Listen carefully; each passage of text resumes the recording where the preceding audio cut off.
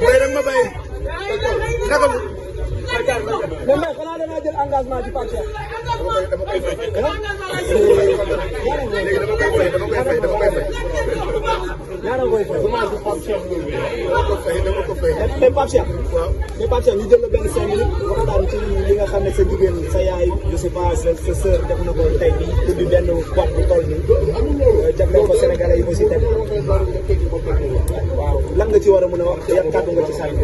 oui mais kontaan parce que boo dee ànd ak mu def lu ni mel déjà objectif bi mooy créer ay emploi pour des jeunes ba pare doon artiste tey ku ne xam ne ku mel ni Youssou Ndour artiste yi mag yi la plupart dañoo am seen ay club yoo xamante ni fu la ñuy tëjee Thione Seck Wally Seck Youssou Ndour donc tey bu ñu ñaan defee dañ ciy kontaan et en plus comme j'ai dit tantôt le fait que mu nekk créatrice d'emploi loolu itam dama ciy kontaan. mais gis nañu pas mal d'artistes fii ci Sénégal jotuñu réussir lii ubbi boîte am benn longévité bu yàgg ci seen i boîte Youssou Ndour def na ko avec Saraba mu échoué Thione Seck suñu papa Thione bi nga xam ne yàlla na ko yàlla yërëm def na ko aussi tamit avec penc bi mu jéem a échoué Viviane ndax lii nga xam ne ubbi na ko baaxee ko Sénégal yi ndax dina am lu yàgg ci. Viviane la tudd sant Chidi elle est différente des autres. C'est quoi son secret?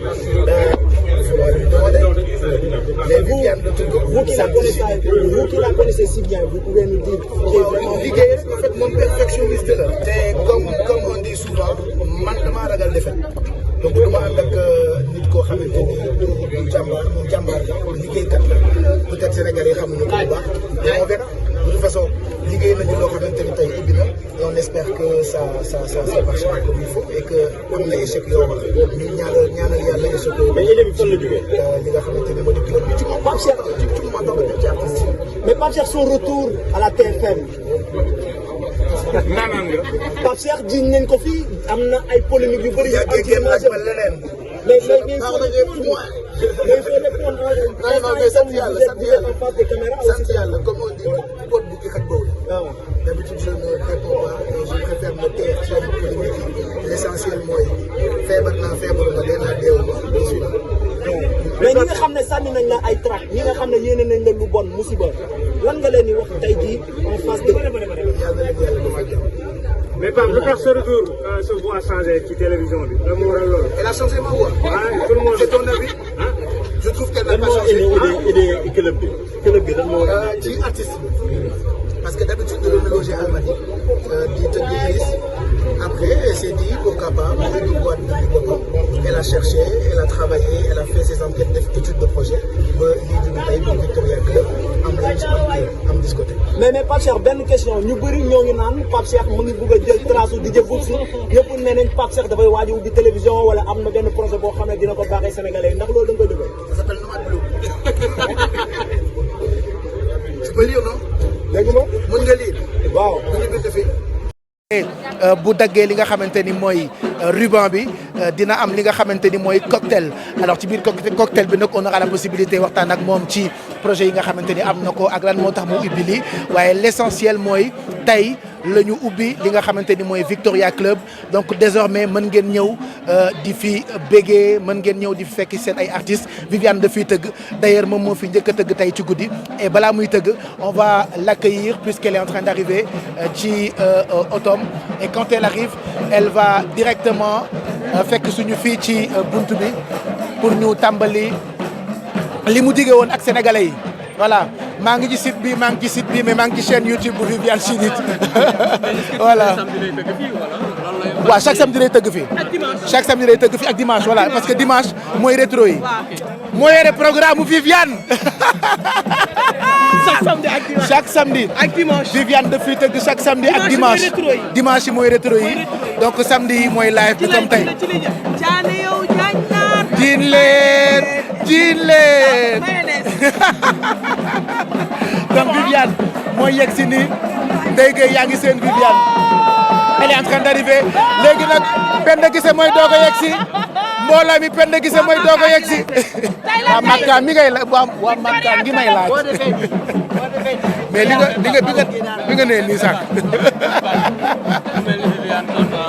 étape bu mujjee jéggi na dem ci beneen étape bu nekk entrepreneuriat di c'est normal normalement man damay présenter pour ACSEM mais je voulais juste dire que c'est normal expérience bi mu am permettre na ko mu nekk femme chef d'entreprise expérience bi mu am permettre na ko mu ubbi lii waxuma sax créer emploi waaye fu ndaw ñuy serloo yaa digal ndaw ñi ah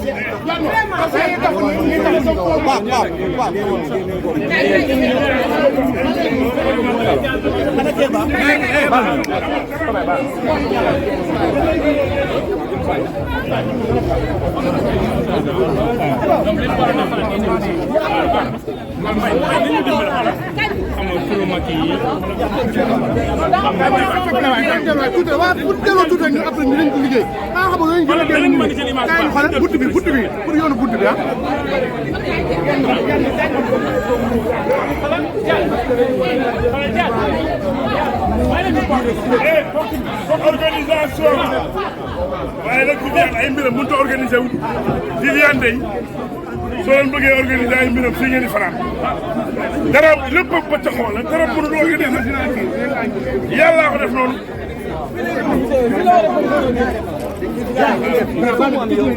léegi nag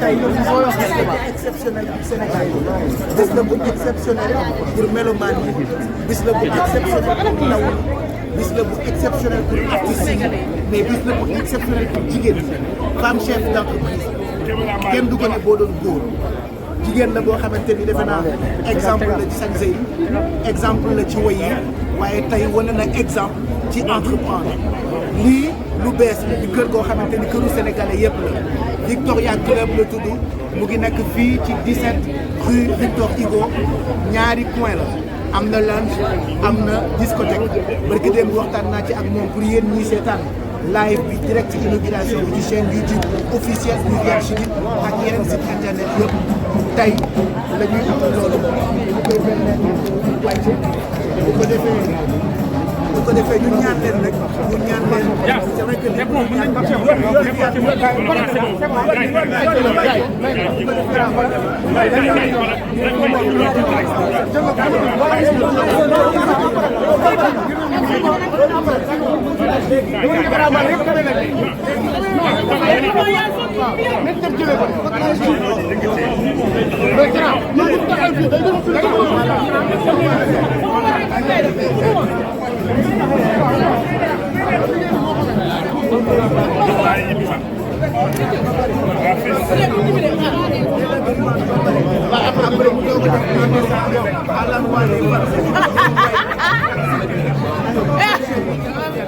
donc balaa muy wax il faut que ñu may ko mu wàcc. waaw ci madame Daw bi voilà.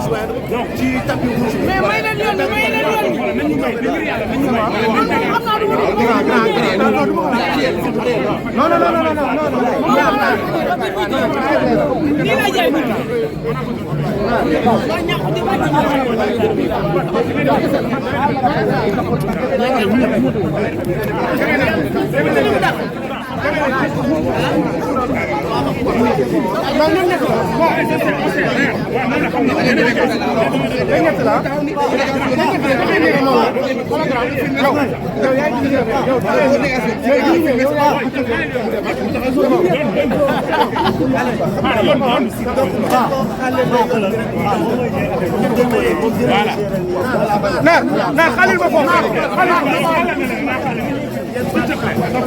Pape nag sa salaire war nañ koo yokk Papa Ndiaye sa salaire Papa sa salaire war nañ koo yokk parce que sonn nga si biir biir yaa